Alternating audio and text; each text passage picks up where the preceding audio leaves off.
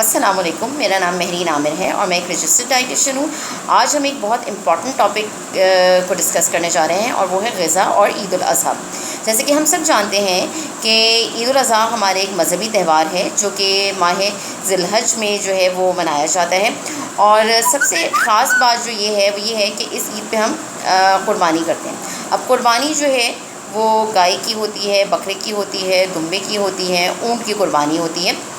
اب اس حوالے سے جو سب سے اہم چیز ہے، جو سب سے اہم بات ہے، جو جس پہ ہمیں غور و فکر کرنے کی ضرورت ہے، کہ وہ یہ ہے کہ ہمیں کیا ایسی چیزیں اپنی غذا میں شامل کرنی چاہیے اس عید پہ کہ جس سے ہم عید الاضحیٰ کو بھرپور طریقے سے جو ہے وہ انجوائے بھی کر سکیں اور اپنی جو غذا ہے اس کو بھی ایک توازن میں قائم رکھ سکیں۔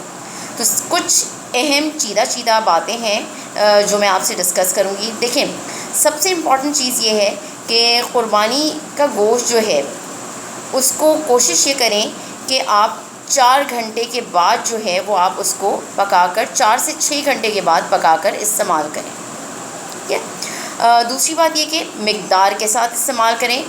مقدار سے میری مراد یہ ہے کہ 3 آؤنس گوشت جو ہے وہ آپ لے سکتے ہیں۔ مطلب 3 آؤنس، مطلب 3 آؤنس کا مطلب یہ ہے کہ ایک جو ہتھیلی کے ناپ کی جو ایک بوٹی ہے، ایک ہتھیلی کا جو ناپ ہے اس میں 2 سے 3 بوٹیاں جو ہیں وہ آپ ایک ساتھ لے سکتے ہیں۔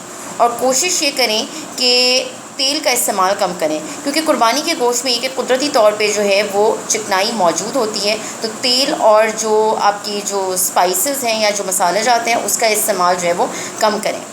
زیادہ مسالے کھائیں گے تو وہ آپ کو تیزابیت کرے گا۔ دوسرا یہ کہ کوشش یہ کریں کہ گوشت کی بنی ہوئی چیزوں کے ساتھ ساتھ جو ہے وہ سبزیوں کا استعمال سلاد کی فارم میں ضرور کریں۔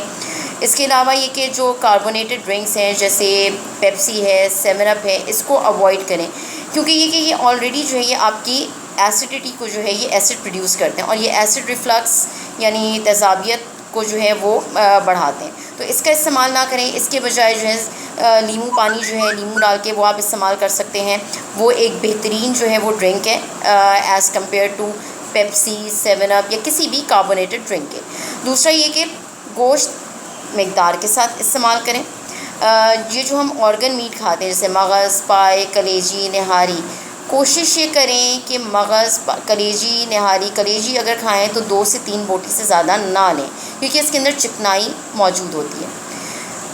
چکنائی کی اگر ہم بات کریں تو یہ کہ وہ لوگ کہ جو ایک بیلنس ڈائٹ کو فالو کر رہے ہیں، اور وہ لوگ جن کو ڈائبٹیز بھی ہے اور بلڈ پریشر کی شکایت بھی ہے، تو ان کے لیے خاص طور پہ میں یہ ایڈوائز کروں گی کہ 2 یا 3 سے زیادہ بوٹیوں کا استعمال نہ کریں، اور سبزی جو ہے وہ ضرور جو ہے وہ استعمال میں رکھیں اپنے کھانے میں۔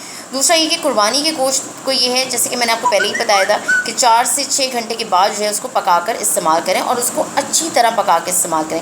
اس کے ساتھ نیمبو کا استعمال کریں تاکہ وہ آپ کو ہاضمے میں جو ہے وہ مددگار ثابت ہو۔ اس کے علاوہ یہ ہے کہ کچھ ایسی چیزیں کہ جو میں آپ سے ڈسکس کروں گی کہ وہ تمام لوگ کہ جو فزیکل ایکٹیویٹی بھی کر رہے ہیں، ورک آؤٹ بھی کر رہے ہیں، تو اور وہ لوگ کہ جو تقریباً یہ کہ 1600 سے 2000 کیلریز کی غذا لے رہے ہیں پورے 24 گھنٹے میں، تو ان کے لیے یہ کہ انہوں نے کولیسٹرول پورے دن میں 200 ملی گرام سے زیادہ نہیں لینا ہے۔ اب اس میں یہ ہے کہ 3 آؤنس اگر آپ گائے کا گوشت، مطلب 3 آؤنس گائے کا گوشت لے رہے ہیں تو اس کے اندر 76 ملی گرام کولیسٹرول ہے۔ 3 آؤنس اگر آپ اونٹ کا گوشت لے رہے ہیں تو اس کے اندر جو ہے وہ 61 ملی گرام کولیسٹرول ہے۔ 3 آؤنس اگر آپ دمبے کا گوشت استعمال کریں تو اس کے اندر 82 ملی گرام کولیسٹرول ہے۔ 3 آؤنس اگر آپ بکرے کا گوشت استعمال کریں تو اس کے اندر 64 ملی گرام کولیسٹرول ہے۔ تو اس لیے یہ سب چیزیں، یہ فیکٹس بتانے کا مطلب یہ ہے، فگرز بتانے کا مطلب یہ ہے کہ آپ کھائیں سوچ سمجھ کے، اعتدال کے ساتھ، اور آپ بالکل عید کو آپ انجوائے کر سکتے ہیں ایک صحت مند طریقے سے۔ گوشت کے ساتھ سبزیوں کا، پھلوں کا استعمال کریں۔